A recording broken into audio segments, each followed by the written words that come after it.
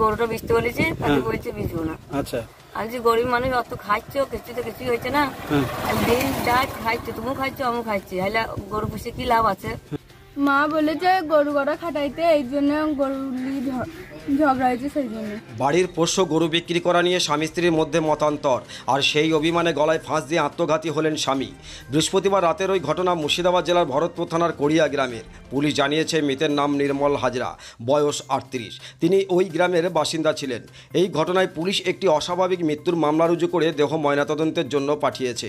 মৃতের পরিবার সূত্রে জানা গিয়েছে, এদিন সন্ধ্যায় ওই বাড়িতে গরু পোষা নিয়ে অশান্তি দেখা গিয়েছিল। মৃতের স্ত্রী প্রতিমা হাজরা কয়েকটির মধ্যে একটি গরু বিক্রি করে দিতে চাইছিলেন, কিন্তু তাতে বাধা দিচ্ছিল স্বামী নির্মল। এ নিয়ে অনেকক্ষণ ধরে তাদের মধ্যে কথা কাটাকাটি হয়। পরে রাত 9টা নাগাদ খাওয়ার পর উভয়ে নিজের ঘরে ঘুমোতে চলে যান। এরপর শুক্রবার সকালে মৃতের বাড়ি থেকে কয়েকশো মিটার দূরে মাঠের মধ্যে একটি গাছে ওই যুবকের ঝুলন্ত দেহ দেখতে পান বাসিন্দারা। পরে পুলিশকে খবর দেওয়া হয়। মৃতের স্ত্রী বলেন, যেভাবে খরচ বেড়েছে তাতে বেশি গরু পুষে লাভ নেই বলে স্বামীকে বোঝাচ্ছিলাম, কিন্তু স্বামী বলছিলেন একটি কেন, বিক্রি করতে হলে সব গরুই বিক্রি করে দেব। এই নিয়ে আমাদের মধ্যে অশান্তি হয়, কিন্তু এই অভিমানে স্বামী আত্মহত্যা করবেন সেটা চিন্তাও করতে পারিনি। আমাদের গরু ব্যাপার নিয়ে গরু বাছুর আছে, তার জন্য বলেছিলাম বীজতে, এখন যতক্ষণে খায় ততক্ষণে খায়, তাই গরু বাছুর বীজবে না, তার জন্য এটা হয়েছে। তার জন্য আপনার সাথে কি ঝামেলা হয়েছিল কালকে? এই দু কথা হয়েছে, মানে গরুটা বীজতে বলেছে, তাকে বলছে বীজবো না। আচ্ছা, আমি যে গরিব মানুষ অত খাচ্ছ, কিছু তো কিছুই হয়েছে না। দিন যা খাইছো, তুমিও খাচ্ছ, আমিও খাচ্ছি, হাইলা গরু পুষে কি লাভ আছে? কোনো লাভ নাই। গরু খাটি দাও গা, ওনার খোল ভাত অল্প লাগবে, লাগবে, তার জন্য বলছে গরু আমি বেচতে গেলে সব বেচবো না, বেচবি।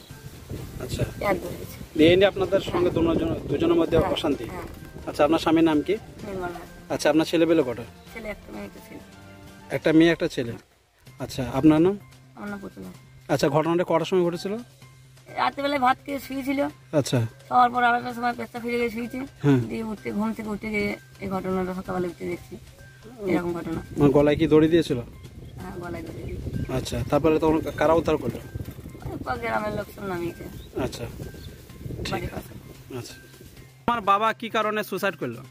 মা বলেছে গরু গড়া খাটাইতে, এই জন্য গরু ঝগড়া হয়েছে, সেই জন্য। এর আগে কি কোনো অশান্তি হয়েছিল? এর আগে বলতে মদ খেয়ে এলে প্রতিদিন এত ঝগড়া করতো।